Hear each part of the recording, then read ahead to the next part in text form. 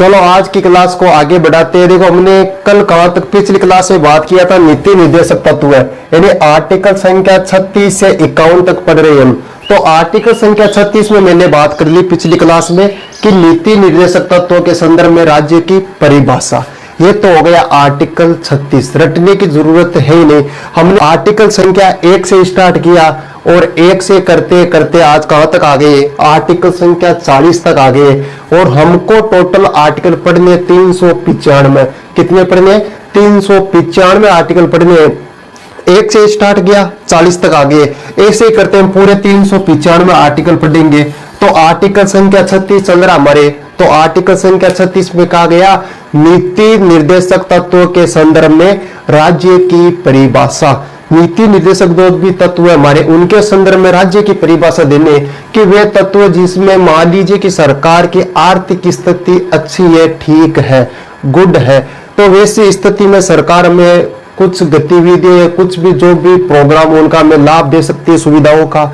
लेकिन आर्थिक स्थिति कमजोर होने से सरकार से हम जो भी सुविधा उससे हम वंचित रह सकते हैं, न्यायालय नहीं जा सकते। यही न्यायालय की देखो पहले में कहा गया कि आपको जो भी तत्व उनसे लाभ मिलेगा, यानी परिभाषा दे दी पहले में। दूसरे में कहा गया तुरंत ही कहा कि आप न्यायालय नहीं जा सकते। आप कहां नहीं जा सकते?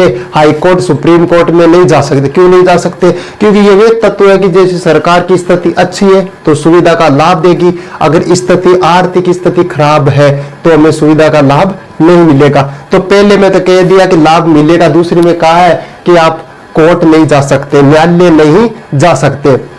38 में कहा गया कि सरकार लोगों का कल्याण करेगी। क्या करेगी? 38 में कहा गया कि सरकार लोगों का कल्याण करेगी। 39 में कहा गया समान नागरिक, यानी जो समान वेतन, जो भी है पुरुष और महिला, इन सभी को क्या देना है? समान वेतन देना है। यानी यदि दोनों काम समान है तो वेतन भी तो क्या मिलना चाहिए? समान ही मिलना चाहिए। तो 39 कहता है समान कार्य का समान वेतन। 39 का क्या कहता है? निःशुल्क विधि सहायता। 39 का क्या कहता है? निःशुल्क विधि सहायता, सरकारी सहायता। और 40 में कहा गया पंचायत। किसके बारे में? पंचायत के बारे में कहा गया है। अब मैं आर्टिकल संख्या 41 से, किससे पढ़ना है? आर्टिकल संख्या 41 से। अब बात करते हैं आर्टिकल संख्या 41 हो गया, एक हो गया 42 और एक हो गया 43। तीनों का साथ में पढ़ेंगे, ट्रिक पढ़ेंगे। 41, 42, 43, 41, 42 और 43 तीनों को एक साथ पढ़ेंगे। 41 हो गया, 42 हो गया और 43 हो गया। तो बड़ा ट्रिक है, ट्रिक का नाम है द मैं। ट्रिक क्या है? ट्रिक हो गया दमन। ट्रिक हो गया दमन। दह का मतलब क्या हो गया? कुछ दशा में सरकारी सहायता। कुछ दशा में, ट्रिक हो गया कि कुछ दशा में सरकारी सहायता। कुछ दशा में सरकारी सहायता। कुछ दशा में सरकारी सहायता। तो पहला ट्रिक को देखो, दह का मतलब हो गया दशा। दह का मतलब दशा। तो 41 में कहा गया, आर्टिकल संख्या 41 कहता है कि भाई कुछ दशा में क्या मिलेगी? सरकारी सहायता मिलेगी। कुछ दशा का मतलब क्या हो गया? जैसे मान लीजिए कि कोई विकलांग है। क्या है? विकलांग। कोई विकलांग है तो उसे सरकार क्या देगी? सहायता देगी, सरकारी सुविधा, पेंशन मिलेगी। लेकिन सरकार की आर्थिक स्थिति खराब होने से उस पेंशन से वंचित रखा जा सकता है। तो वो हो गई कुछ दशा में सरकारी सहायता। पहला हो गया आर्टिकल संख्या 41, कुछ दशा में सरकारी सहायता। अगला आता है मैं का मतलब होता है मनोचित दशा। मनोचित दशा तथा प्रसूति सहायता। प्रसूति सहायता, मनोचित दशा तथा प्रसूति सहायता। देखो आर्टिकल संख्या 41 में हो गया दह का मतलब हो गया दशा, कि कुछ दशा में सरकारी सहायता दी जाएगी। ये हो गया आर्टिकल संख्या 41। फिर आता है आर्टिकल संख्या 42, 41, 42, 43। 42 में कहा गया मैं का मतलब मनोचित दशा, मन की उचित दशा। मैं का मतलब मन की उचित दशा, मनोचित दशा तथा प्रसूति सहायता। मनोचित दशा का मतलब हो गया कोई भी सरकारी कर्मचारी मान लीजिए कि उसको टाइफाइड हो गई, क्या हो गई? टाइफाइड हो गई, टीबी हो गई, कोई सी भी बीमारी हो गई। बीमारी होने पर उसे क्या दिया जाएगा? अवकाश दिया जाएगा। ऐसी स्थिति में उसे जॉब पे, नौकरी में नहीं बुलाया जाएगा, कुछ दिनों के लिए उसे अवकाश दिया जाएगा। तो तो ये हो गई मन की उचित दशा, देखना काम करने के लायक है कि नहीं, तबीयत पानी ठीक है कि नहीं है, ऐसी स्थिति में उसे क्या मिल गई है, मनोचित दशा। अगला आ गया प्रसूति सहायता। प्रसूति सहायता का मतलब हो गया कोई भी गवर्नमेंट कर्मचारी महिला है और यदि उसे डिलीवरी के यानी डिलीवरी के 3 महीने पहले, डिलीवरी के 3 महीने पहले अवकाश दिया जाएगा और डिलीवरी के 3 महीने बाद तक क्या दिया जाएगा, अवकाश दिया जाएगा। प्रसूति सहायता, देखो प्रसूति सहायता में 3 महीने पहले अवकाश मिलेगा और 3 महीने बाद में अवकाश मिलेगा, 6 महीनों का अवकाश दिया जाएगा। लेकिन इसमें कहा गया कि ओनली फॉर 2 डिलीवरी पर ही संभव है, अगर तीसरी डिलीवरी पर ऐसा होता है तो सुविधा का लाभ नहीं मिलेगा। तो ये कहा गया कि 3 महीने पहले और 3 महीने बाद में। देखो आर्टिकल संख्या 41, आर्टिकल संख्या 41 कहता है कि कुछ दशा में सरकारी सहायता, कुछ दशा में सरकारी सहायता, जैसे कोई विकलांग है तो उसे सरकारी सहायता द्वारा पेंशन दी जा सकती है। 41 हो गया, 41 क्लियर। 41 के बाद में आता है 42। 42 में हो गया मैं का मतलब मनोचित दशा तथा प्रसूति सहायता। मन की उचित दशा देखनी और प्रसूति सहायता देखनी, ऐसी में क्या मिलेगी, सुविधा मिलेगी। अगला आता है 43। 43 में देखो 43 में आ गया न्याय का मतलब न्याय संगत वेतन, न्याय संगत वेतन। न्याय संगत वेतन का मतलब हो गया कि ऐसा वेतन देना जिससे उसका जीवन निर्वाह हो सके, कि जीवन निर्वाह योग्य में क्या देना है, वेतन देना है सरकारी कर्मचारी को। 41 में हो गया कुछ दशा में सरकारी सहायता। 42 में मैं का मतलब मनोचित दशा तथा प्रसूति सहायता और 43 में हो गया नए का मतलब न्याय संगत वेतन देना, ऐसा वेतन देना है जिससे उसका क्या हो सके, जीवन निर्वाह हो सके। तो ये हो गया 43 तक। 43 तक हो गया हमारे क्लियर। 43 के अब 2 और आते हैं, 43 का क आता है और 43 का ख आता है। तो 43 का क और ख और देखते। अब देखो 43 हो गया। 43 में कहा गया कि न्याय संगत वेतन है, तो 43 का क क्या कहता है, 43 का क कहता है कि उद्योग प्रबंधन में, उद्योग प्रबंधन में कामगारों की भागीदारी, कामगारों की भागीदारी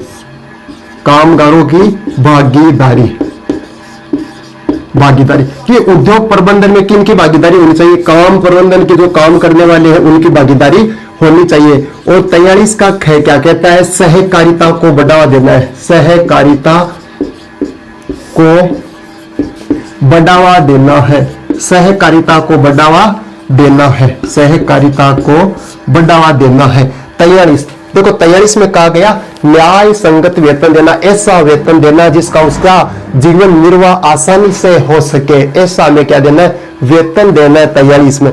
43 का क्या कहता है कि उद्योग प्रबंधन में जो भी कामगार है उनको क्या देंगे, उनकी भागीदारी होनी चाहिए, उद्योग के अंदर जो भी कामगार उनकी भी क्या होनी चाहिए, भागीदारी होनी चाहिए।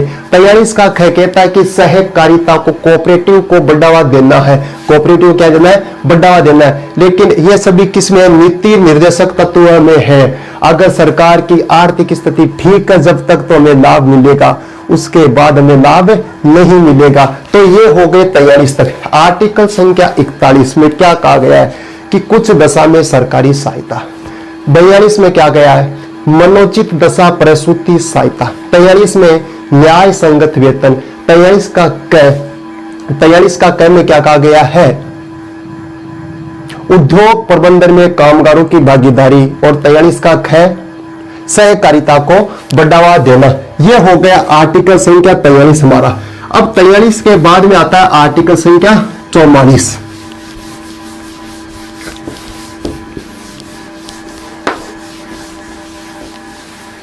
अब आता है आर्टिकल संख्या 44। देखो 44 होता है ऐसे 4 का मतलब हो गया कि कहते हैं 4 समान समान, 4 का मतलब समान समान, 4 समान समान। देखो 41 42 43 में ट्रिक हो गया, 3 एक साथ याद होगी, ब मैं। अब आता है 44। 44 का मतलब हो गया 4 का मतलब समान, क्या है, समान। तो यह लिख सकता हूं समान नागरिक संहिता। समान नागरिक संहिता का मतलब हो गया कानून, समान नागरिक कानून। 44 में आपको पूछा जाएगा आर्टिकल संख्या 44 में क्या उल्लेख है। ऑप्शन दे दिया जाएगा जीवन निर्वाह योग्य वेतन देना, नंबर 2 समान नागरिक संहिता, नंबर 3 और ऐसे ऑप्शन दे दिया जाएगा, आपको इस पे टिक लगाना है। तो ये हो गया समान नागरिक संहिता। तो यानी 44 में होगा, 44 का मतलब हो गया कि 4 समान है। समान किनमें है? समान हो गया विवाह, तलाक और वसीयत। वसीयत में समान नागरिक संहिता, यानी समान कानून किसके लिए है? विवाह के लिए समान कानून है, तलाक के लिए और वसीयत के लिए भी क्या है? समान हो गया। तो ये हो गया आर्टिकल संख्या 44। देखो आर्टिकल संख्या 1 से 44 तक आ गई है और यहां तक मेरे को पता है किसी को कोई दिक्कत नहीं है, ओनली फॉर पढ़ने वालों के। तो 44 हो गया। 44 में कहा गया कि समान नागरिक संहिता। इसके बाद में आता है आर्टिकल संख्या 45। आर्टिकल संख्या 45 में क्या कहा गया है? देखो 4 में यदि 5 में से यदि 4 घटाए तो कितना बचेगा? 5 में से 4 घटाने पर बचता है 1 और 1 में से भी यदि 1 घटा दे तो क्या बचेगा? तो बाद में बचेगा 0। तो यहां लिख दो 0। क्या लिख दिया? 0 लिख दिया। अब देखो 1 घटाया, तब देखो पहले तो देखो 5 में से हमने 4 घटा दिया, इस 5 में से कितना घटा दिया? जो ये 5 है इसमें से 4 घटा दिया तो हमारे बचा 1 और उस 1 में से 1 घटा दिया तो कितना बच गया? 0 बच गया। यदि इसी 1 में यदि मान लीजिए इसमें से पहले घटाया, अब यदि इस 5 में जोड़ दिया जाए 1, जो 1 घटाया हमने वो 1 यदि इस 5 में जोड़ दिया जाए तो कितना हो जाएगा? 6। देखो वापस देखो 5 में से 4 घटाने, पहले घटाने का काम किया है तो कितना आया? 1 आया और यदि इसी 1 में से 1 घटा दिया जाए तो कितना आ गया? 0 आ गया।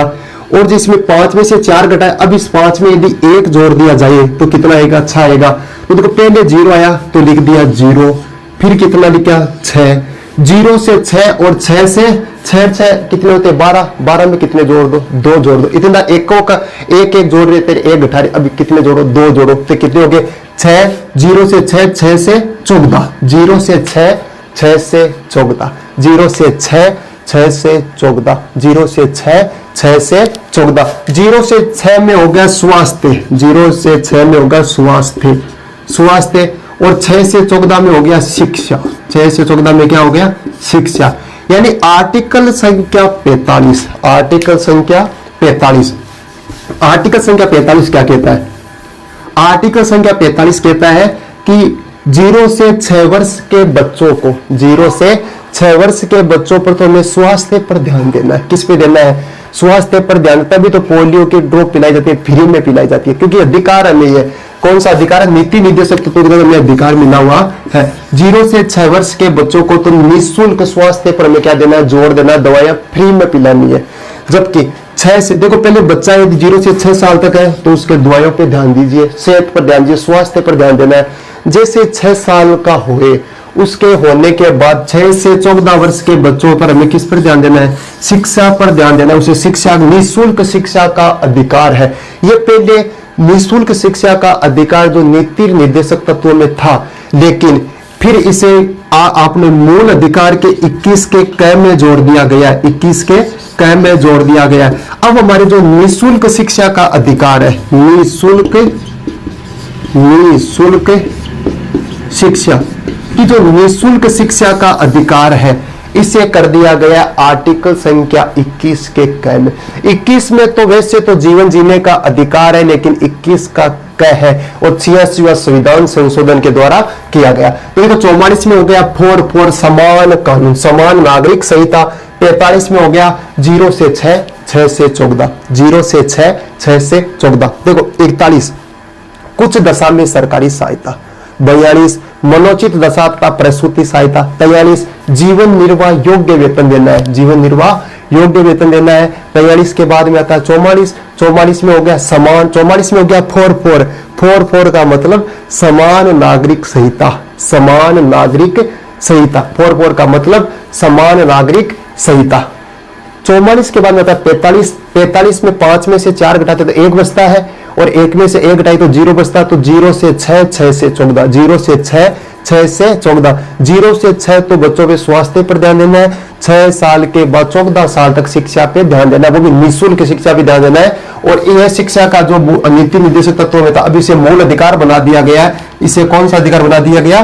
मूल अधिकार बना दिया गया 21 के क्रम में। 46 हो गया, 45 हो गया, 46 का 45 आर्टिकल तक कंप्लीट हो गया। 45 के बाद में हमारे जो आर्टिकल संख्या आता है 46, 46 में कहा गया SC, ST और OBC। SC, ST और OBC के लिए क्या दिया गया है? विशेष आरक्षण। SC, ST और OBC के लिए आरक्षण की बात की गई है। SC, ST और OBC के लिए आरक्षण की बात किसमें की गई है? आर्टिकल संख्या 46। आर्टिकल संख्या 46 में SC, ST और OBC के लिए आरक्षण की बात की गई है। 46 तक हो गया। 46 के बाद में आता है आर्टिकल संख्या 47। आर्टिकल संख्या 47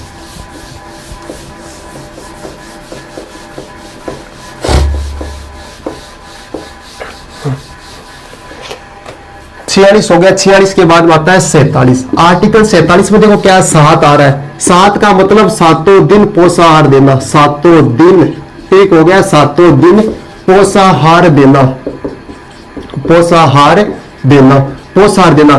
देख 47 में हो गया 7, 47 में हो गया 7, 47 में हो गया 7। 7 का मतलब हो गया कि सातों दिन पोषाहार देना, सातों दिन क्या देना है? पौष्टिक आहार देना है, पोषाहार देना, क्या देना है? पोषाहार देना है। तो 47 में कहा गया कि पोषाहार, पोषाहार, पोषाहार प्लस मद्यपान। मद्यपान का मतलब हो गया शराब, दारू, मद्यपान, शराब और नशीली दवाएं, नशीली दवाएं, दवाएं। यानी इसमें कहा गया कि 47 में कहा गया कि बच्चों को क्या देना? पौष्टिक आहार देना है, पौष्टिक आहार देना है। मद्यपान और नशीली दवाओं पर क्या लगाना है? प्रतिबंध लगाना है। क्या लगाना है? प्रतिबंध लगाना है। 47 का मतलब हो गया 7, 47 में है 7, 7 से हो गया कि सातों दिन पोषाहार देना है, पौष्टिक आहार देना है। नशीली दवाएं हो गई, मद्यपान, शराब पर क्या लगाना है? प्रतिबंध लगाना है। ये हो गया हमारे आर्टिकल संख्या 47। 47 के बाद में आता है आर्टिकल संख्या 48। आर्टिकल संख्या 48 देखो, यदि 4 में 4 जोड़े तो कितना होता है? 8 हो जाता है। 4 प्लस 4 हो गया 8, तभी तो ये 8 आया। 4 में 4 जोड़ा तो हो गया 8। अब तो 4 में, यानी 4 में कितना जोड़ा? 4 जोड़ा, तो 4 का मतलब हो गया किस पशु के 4 पैर होते हैं? किसके होते हैं? पशुओं के 4 पैर होते हैं। किसके होते हैं? पशुओं के 4 पैर होते हैं। तो हो गया पशुपालन को बढ़ावा देना है, पशुपालन, पालन, पशुपालन तथा कृषि को क्या देना है? बढ़ावा देना है, यानी पशुपालन। अब देखो 4 पैर होते हैं पशु के, और पशु क्या खाता है? कृषि खाता है। तो पशुपालन तथा कृषि को क्या करना है? बढ़ावा देना है। आर्टिकल संख्या 48 कहता है पशुपालन तथा कृषि को बढ़ावा देना है, कृषि को बढ़ावा देना है। और इसी 48 में कहा गया कि दुधारू पशुओं की हत्या पर रोक लगानी है। दुधारू पशुओं की हत्या पर, पशुओं की हत्या पर रोक लगानी है, रोक लगानी है। देखो 48 में जोड़ दिया 4, 4 से हो गया 8, और 4 पैर पशुओं के होते। तो देखो पशु के 4 पैर होते, तो पशुपालन करना है, पशुपालन को बढ़ावा देना है। लेकिन पशुपालन करेगी तो कृषि की आवश्यकता होगी, तो कृषि को भी बढ़ावा देना है। उसके साथ ही कहा गया जो दुधारू पशु उनकी हत्या पर हमें क्या लगानी है? रोक लगानी है। ये हो गया आर्टिकल संख्या 48। और 48 का क क्या कहता है? 48 का क कहता है कि वन तथा वन्य जीवों की, यानी वन, 48 का क कहता है वन तथा वन्य जीवों की, वन्य जीवों की रक्षा करने का दायित्व किसका है? सरकार का है। कि सरकार को वन तथा वन्य जीवों की क्या करनी है? रक्षा करनी है। सरकार को वन तथा वन्य जीवों की रक्षा करनी है। ये हो गया आर्टिकल संख्या 48 तक। ठीक है, यहां तक ये पढ़ेंगे। आर्टिकल संख्या 48 में हो गया वन तथा वन्य जीवों की रक्षा करना है। ये हो गया 48 का काम है। और दुधारू पशु की हत्या पर रोक, पशुपालन तथा कृषि को बढ़ावा देना है। अब 1-2 क्वेश्चन देखते तब तक, चलो 1-2 क्वेश्चन देख लेते।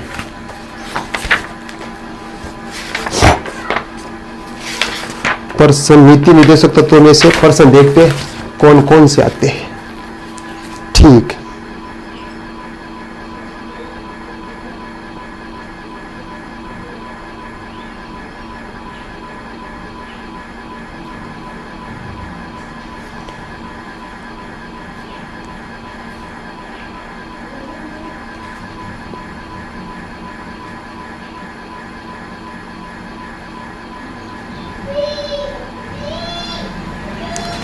प्रश्न है, भारत में निम्नलिखित में से किसके अंतर्गत, भारत में निम्नलिखित में से किसके अंतर्गत पंचायती राज प्रणाली की व्यवस्था की गई है, पंचायती राज व्यवस्था की प्रणाली की गई है। ऑप्शन संख्या 1 है मौलिक अधिकार में, नंबर 2 मौलिक कर्तव्य में, नंबर 3 राज्य के नीति निर्देशक तत्व है, और चौथा ऑप्शन है चुनाव आयोग अधिनियम। ठीक है, पहला प्रश्न तो ये हो गया। दूसरा प्रश्न है कि दूसरा है निम्नलिखित में से कौन सा नीति निर्देशक तत्व है, निम्नलिखित में से कौन सा नीति निर्देशक तत्व है। ऑप्शन संख्या 1 समान नागरिक संहिता, समान नागरिक संहिता। दूसरा ऑप्शन प्रेस की स्वतंत्रता, नंबर 3 धर्म की स्वतंत्रता, नंबर 4 विधि के समक्ष समानता। ये 2 प्रश्न हो गए। इन दोनों प्रश्नों के आंसर कौन से बॉक्स में देने हैं, कमेंट बॉक्स में इनके आंसर देने हैं, और आगे की क्लास करेंगे कल।